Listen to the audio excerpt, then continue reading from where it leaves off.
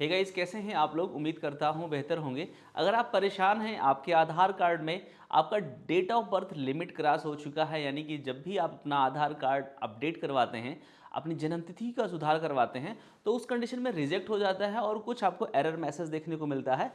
Your update request has been rejected because you have cross the allowed limit for the date of birth update. यानी कि जब भी आप date of birth update करते हैं, बोल दिया जाता है कि आप जो लिमिट होता है डेट ऑफ बर्थ अपडेट करने का, वो क्रॉस कर चुके हैं। क्योंकि यूआईडीआई के द्वारा ये मानक है कि आप केवल एक बार अपने पूरे जीवन काल में आधार कार्ड में डेट ऑफ बर्थ सुधरवा सकते हैं, क्योंकि इंसान बार बार तो जन्म नहीं लेता। एक बार अगर आपका गड़बड़ है तो आप सही करा लीजिए। अब अगर आप बार बार करवाएंगे तो ये लिमिट क्रॉस के कंडीशन में रिजेक्ट होगा। दोबारा डेट ऑफ बर्थ चेंज करवाना थोड़ा टेढ़ा खीर हो जाता है, लेकिन फिर भी यूआईडीआई की तरफ से एक गाइडलाइन है कि आप सेल्फ डिक्लेरेशन फॉर्म लगा करके अपना डेट ऑफ बर्थ सुधरवा सकते हैं। क्या प्रक्रिया है, कंप्लीट जानकारी हम आपको प्रोवाइड करेंगे।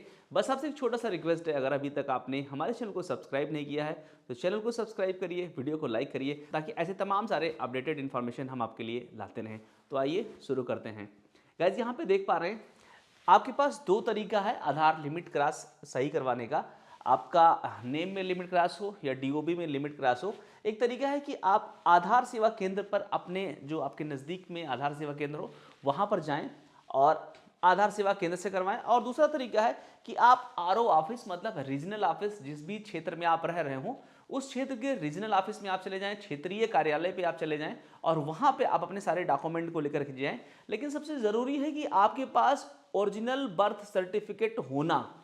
आपके पास बर्थ सर्टिफिकेट जो हो वो ओरिजिनल हो, उस पर क्यूआर कोड हो, और उसे जब सर्च किया जाए तो वो लीगल वेबसाइट पर जाए और वहाँ पर दिखाए कि हाँ आपका ओरिजिनल बर्थ सर्टिफिकेट है।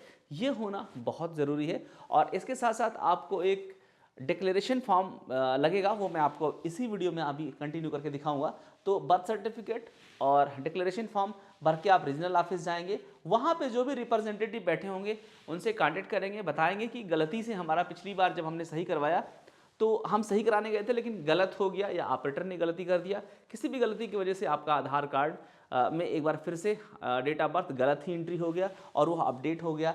तो आप उनसे ये सारी चीज़ें बताएंगे, ओरिजिनल बर्थ सर्टिफिकेट आप देंगे और डिक्लेरेशन फॉर्म देंगे, वो आपका आधार अपडेट करेंगे। फिर आपको इसमें कुछ नहीं करना है, वो सारा उनके पास ही हो गया, क्षेत्रीय कार्यालय पे ही। तो आपका आधार कुछ दिन में अपडेट हो जाएगा। अगर आपसे वो कहते हैं कि आप जा करके एक मेल करिए uidi@help.gov.in पर, तो आप इस मेल पर अपना मेल भी कर दीजिए। मेल के दौरान आपको जो स्लिप वो देंगे, मतलब आपके रिप्रेजेंटेटिव जब आप क्षेत्रीय कार्यालय पे जाएंगे, वो स्लिप आपका आधार कार्ड और सेल्फ डिक्लेरेशन फॉर्म साथ में ओरिजिनल बर्थ सर्टिफिकेट, ये चारों डॉक्यूमेंट लगा करके आप मेल करिए। मेल कैसे करना है, मेल में क्या लिखना है, आपको डिस्क्रिप्शन बॉक्स में हमारा इंस्टा आईडी मिल जाएगा। आप हमें वहाँ पे फॉलो करके मैसेज करिएगा, हम वहाँ पे आपको प्रोवाइड कर देंगे पूरा डिटेल, क्या क्या लिखना है, कैसे लिखना है। उसमें आपको जो आपको 14 डिजिट का एनरोलमेंट नंबर मिलेगा वो भी भरना रहेगा, मतलब डालना रहेगा। मेल कैसे लिखना है वो भी हम आपको उसमें मतलब आपको हम मैसेज में रिप्लाई कर देंगे, वो आप कर लीजिएगा। फिर कुछ दिन में आपका आधार अपडेट हो जाएगा। एक तरीका ये है कि आप रीजनल ऑफिस जाकर के करवा लीजिए। दूसरे प्रोसेस के बारे में बात करें, आपका रीजनल ऑफिस अगर बहुत दूर है और आप चाहते हैं आपको कहीं ज़्यादा भाग दौड़ ना करना पड़े, आप अपने नज़दीकी आधार सेवा केंद्र से ये चीज़ अपडेट करवा सकें, तो भी उसके लिए यही सेम प्रोसेस है।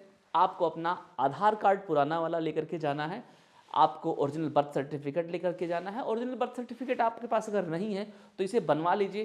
कहाँ से बनेगा, अगर आप ग्रामीण क्षेत्र के हैं, विलेज लेवल ऑफिसर जो होते हैं उनसे आप संपर्क करिए, उनसे आप कांटेक्ट करेंगे तो वहाँ से भी आपका जन्म प्रमाण पत्र बन जाएगा। इसके अलावा अगर आप शहरी क्षेत्र के रहने वाले हैं तो आपका जो भी जो नगर पालिका है या नगर पंचायत है, जो भी ऑफिस है आपके नगर निगम का, वहाँ जाकर के आप अपना बर्थ सर्टिफिकेट वहाँ से भी बनवा सकते हैं, या तहसील के माध्यम से किसी वकील से भी कांटेक्ट करके, लेकिन ओरिजिनल ही बनवाइए।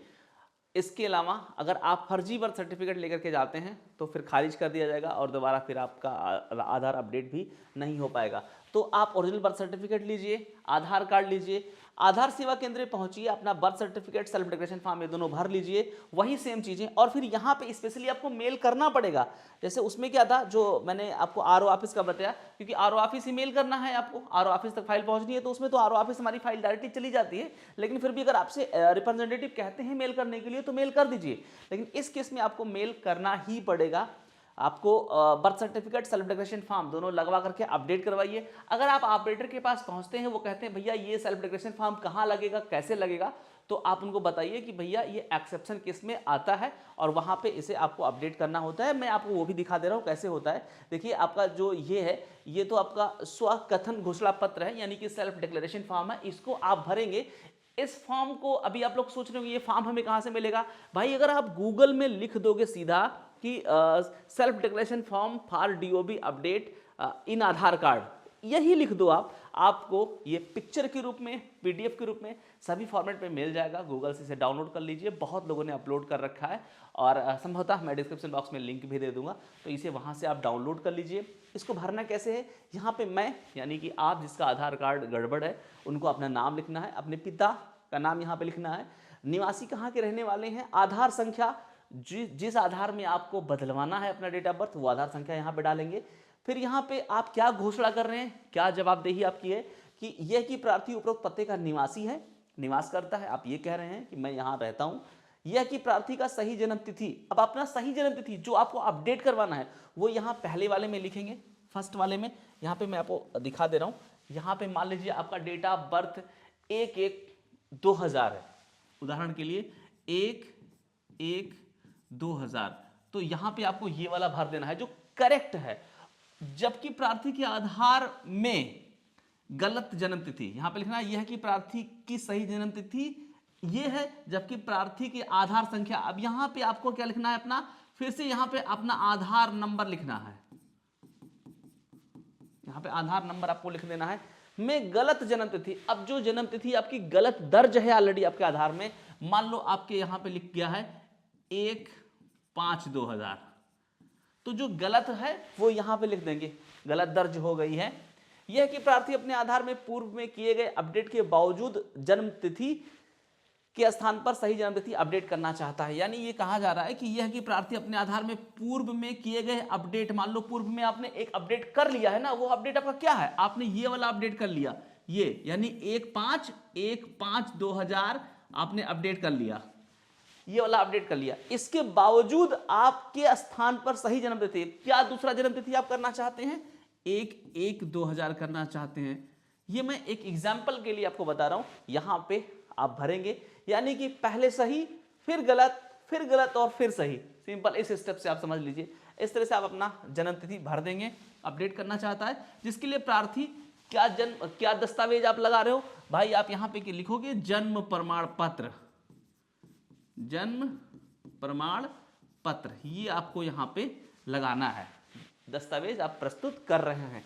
तो ये चीज ये है कि प्रार्थी के आधार में पूर्व में दर्ज जन्म तिथि सही नहीं थी, यह भी आप घोषणा कर रहे हैं। यह कि प्रार्थी पुनः घोषणा करता है कि आधार नामांकन के समय मैंने जन्म तिथि का कोई भी दस्तावेज प्रस्तुत नहीं किया था, तथापि यदि कोई दस्तावेज प्रस्तुत किया गया था वह अपडेशन के समय प्रस्तुत किए गए दस्तावेज से भिन्न है। फिर भी यहां आप कह रहे हैं कि अगर पहले जो मैंने अपडेट किया था वो बिना किसी प्रमाण के मैंने अपडेट कर दिया था, और मैंने जो प्रमाण अगर लगाया भी था तो उसमें जो लगाया था वो गलत था, अभी वाला जो मैं दे रहा हूं वो सही है, ये कर दिया जाए। क्योंकि ये आखिरी मौका है, इसके बाद आप दोबारा कभी जन्मतिथि अपडेट नहीं कर पाएंगे। एक ये फॉर्म है, ये फॉर्मेट है, इसके माध्यम से आप दोबारा जन्मतिथि अपना अपडेट कर सकते हैं। इसके बाद यहाँ पे प्रस्तुत जन्मतिथि अपडेशन अनुरोध संख्या प्रथम बार है, तो प्रथम बार नहीं है, ये पहले भी आप कर चुके हैं। प्रस्तुत जन्मतिथि अपडेशन अनुरोध संख्या द्वितीय बार है, तो द्वितीय बार में आप टिक करेंगे कि हाँ मुझे दूसरी बार अपडेट करना है। आधार में दर्ज वर्तमान जन्मतिथि स्वघोषित अनुमानित थी जो सत्यापित नहीं थी, तो ऐसा नहीं, आपने अगर डॉक्यूमेंट दे रखा है तो आप इसे क्रॉस कर देंगे, अगर डॉक्यूमेंट नहीं दिया था, अनुमानित था, तो उसे सही कर देंगे। ये आपके ऊपर डिपेंड करता है कि आपका जो पहली बार अपडेट हुआ था वो कैसे अपडेट हुआ था। आधार में दर्ज वर्तमान जन्मतिथि सत्यापित थी जो स्वघोषित अनुमानित नहीं थी। अभी आपने जो पहले अपडेट कराया है उसके बारे में किया जा रहा है, इसको आप यहाँ पे क्रॉस करें या टिक करें, ये आपके ऊपर डिपेंड है। जो आपने पहले अपडेट करवाया था उसके बारे में पूछा जाता है।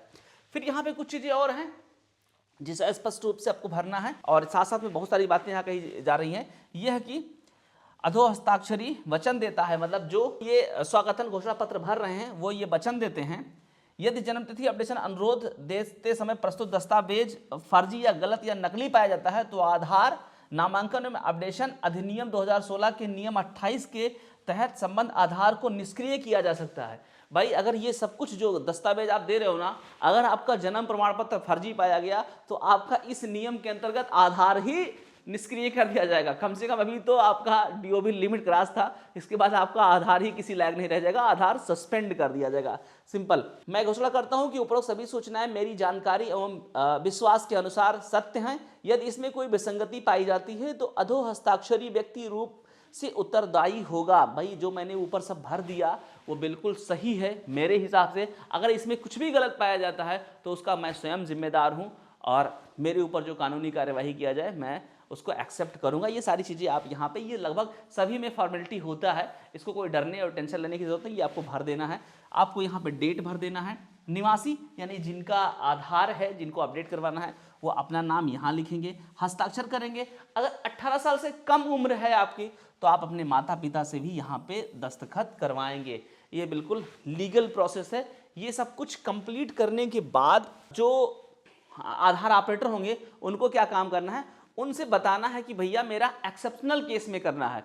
तो वो आपका जन्म प्रमाण पत्र जब अपलोड करेंगे अपने सॉफ्टवेयर में, आपका जन्म प्रमाण मतलब जन्मतिथि सही करेंगे, सही करने के बाद वो सॉफ्टवेयर में अपने अपलोड करेंगे। क्या अपलोड करेंगे? आपके द्वारा जो ये कथन अभी स्व घोषणा पत्र भरा गया और बर्थ सर्टिफिकेट, ये दोनों वो साथ में अटैच करेंगे। अटैच कहाँ पे करेंगे? वो खुद कहेंगे भैया इसको हम कहाँ अटैच करने, तो उनको बोलो यहाँ डेट ऑफ बर्थ में जब यहाँ पे ये क्लिक करेंगे पूरा लिस्ट खुल के आएगा कुछ इस तरीके से। जैसे यहाँ पे लिखा है ना gender exception medical certificate from sir, तो जो ये एक्सेप्शनल केसेस हैं ऐसे ही डीओबी में भी यहाँ पे एक्सेप्शनल केस आएगा। उसी में एक्सेप्शनल केस में इस डॉक्यूमेंट को अटैच कर देंगे, यहाँ से स्कैन करवा देंगे और इसके बाद सबमिट कर देंगे। अब भाई आपके पास क्या निकल के आएगा? आपके लिए एक रसीद निकल के आएगा इस आधार सेंटर से जहां पे आपने अपडेट करवाया। मैं ये प्रोसेस बता रहा हूं एएसके से, जब आप आधार सेवा केंद्र पे जाके अपडेट करवाएंगे तो वो जो अभी मैंने प्रोसेस बताया वो यहाँ पे वो प्रोसेस करेंगे। आपका बर्थ सर्टिफिकेट और सेल्फ डिक्लेरेशन फॉर्म अटैच करके सबमिट कर देंगे। इसके बाद आपको क्या काम करना है भाई? एक मेल करना है, send male and attach document. आपको एक मेल भेजना है UIDAI को help@uidi.gov.in। इसी मेल आईडी पे अगर आप मेल कर दीजिए या अपने रीजनल ऑफिस का जो आपका क्षेत्रीय कार्यालय हो वहां का मेल पता कर लीजिए और उस पर एक स्पेशल मेल देंगे, special.lko@uidi.gov.in। ऐसी इस तरह का हर एक रीजनल ऑफिस का एक स्पेशल मेल होता है, उस पर भी आप मेल कर सकते हैं। वो पता कर लीजिए कि आपके रीजनल ऑफिस का मेल आईडी क्या है और फिर उसे आप वहां पे आप ये मेल कर दीजिए। मेल में क्या लिख के करना है, क्या भेजना है, आप डिस्क्रिप्शन बॉक्स चेक करिए, मेरा इंस्टा आईडी है उसको आप फॉलो करके मैसेज करिए। मैं वहां पे मेल में क्या लिखना है वो सारी चीज़ें आपको फॉरवर्ड कर दूंगा। जो आपको 14 डिजिट का रिसिप्ट मिलेगा, जो रिसिप्ट मिलेगा उसमें एनरोलमेंट नंबर होगा, वो एनरोलमेंट नंबर के साथ साथ अपना पूरा मैटर लिख देना है और मेल पे आपको भेज देना है।